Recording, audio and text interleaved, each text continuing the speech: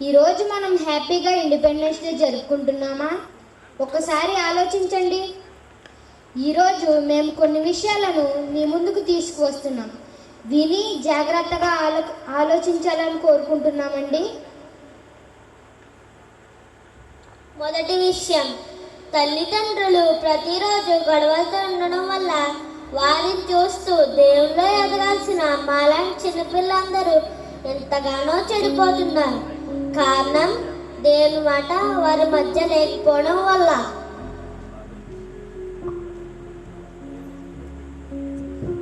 రెండో విషయం, నాలాంటి చిన్న పిల్లలైన ఆడపిల్లలు కూడా కొంతమంది మానవుల ద్వారా భద్రత లేకుండా పోతుంది.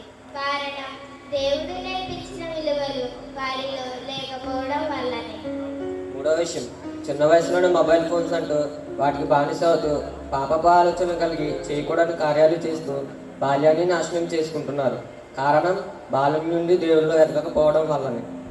నాలుగవ విషయం, నాలాంటి యవ్వన కాలంలో పరిశుద్ధతను కాపాడుకోవాల్సిన స్త్రీలు సరైన వస్త్రాధారం లేకుండా చెడు స్నేహితులను కలిగి ఉంటూ తల్లిదండ్రులకు చెడ్డ పేరు తీసుకొస్తూ పరిశుద్ధతను కోల్పోతున్నారు. కారణం దేవుని భయం వారిలో లేకపోవడం వల్లనే. ఐదవ విషయం, యవ్వన కాలంలో ఎన్నో వ్యసనాలకు బానిసలవుతూ శరీరాన్ని పాడు చేసుకుని తమ జీవితాన్ని కోల్పోతున్నారు. కారణం దేవుని వాక్యం వారిలో లేకపోవడం వల్ల. ఇదే కాదు ప్రియులారా, ఇంకా ఎన్నో విషయాలు ఉన్నాయి. వీటన్నిటికీ కారణం మనిషిలో దేవుని మాట, దేవుని భయం లేకపోవడం వల్లనే. ఇండిపెండెన్స్ వచ్చి 77 సంవత్సరాలైంది. కానీ పాపం అనే బానిసత్వం నుండి మనిషికి యేసుక్రీస్తు వారి ద్వారా విడుదలిచ్చినా ఇంకా ఆ పాపం నుండి విడుదల పొందడం లేదు.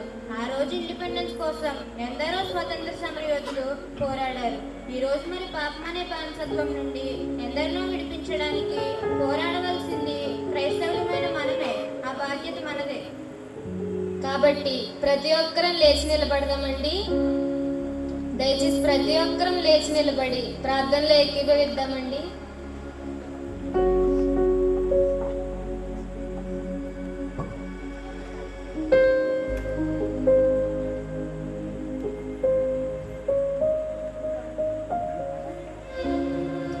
సృష్టికర్త అయిన దేవుణ్ణి, మన దేశాన్ని, మన రాష్ట్రాన్ని, మన గ్రామాన్ని బాగు చేయమని అడుగుదామండి. ఎక్కడ చూసినా నేరాలే, ఎక్కడ చూసినా శాంతి లేదు, ప్రతి చోట పాపమే ఎదుగుతుంది. అయ్యా కరుణించవయ్యా అని అడుగుదామండి. రక్షించవయ్యా అని అడుగుదామండి. యేసుక్రీస్తు వారు మాత్రమే మన పాపాల నుండి విడుదల కలిగిస్తారు. దయచేసి ఎవ్వరూ కూడా మౌనంగా ఉండొద్దండి. అందరం చేతుల పైకి బిగ్గరగా అడుగుదామండి. అయ్యా ఈ పాపం నుండి మా దేశాన్ని, మా గ్రామాన్ని రక్షించవయ్యా, నీ కృప చూపించు తండ్రి అని అడుగుదామండి.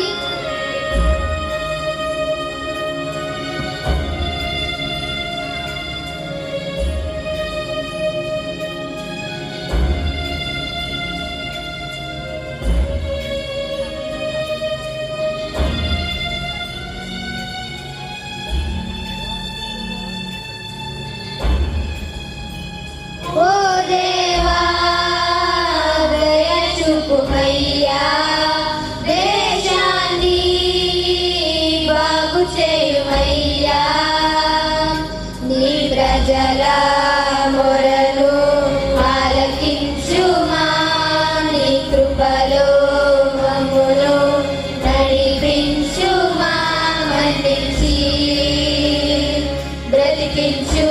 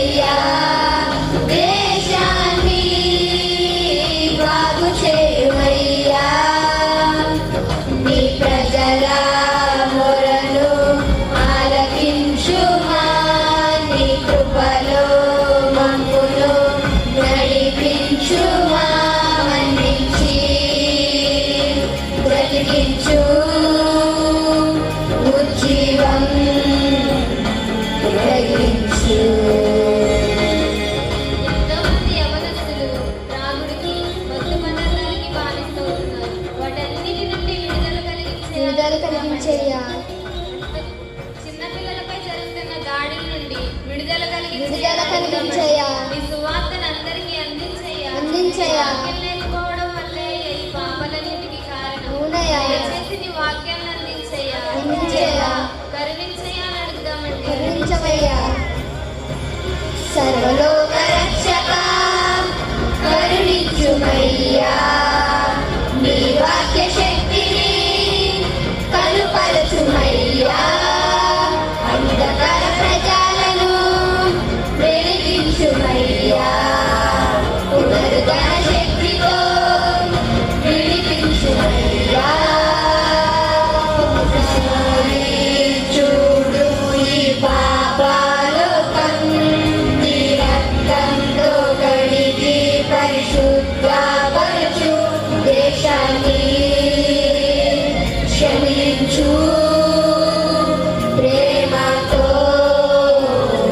రక్షించు.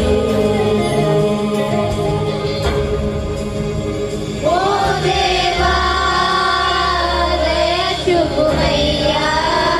దేశాన్ని బాగు చేయుమయ్యా. నీ ప్రజల మొరను ఆలకించుమా. నీ కృపలో మమ్మును నడిపించుమా. మన్నించి బ్రతికించు. ఉజ్జీవం కలిగించు.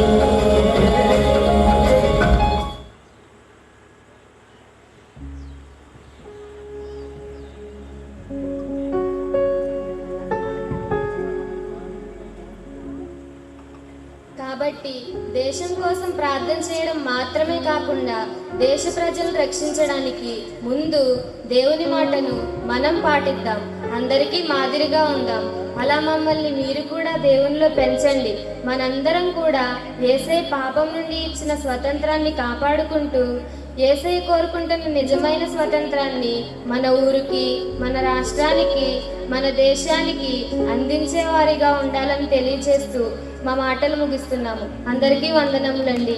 దేవునికే మహిమ కలుగును గాక. ఆమేన్.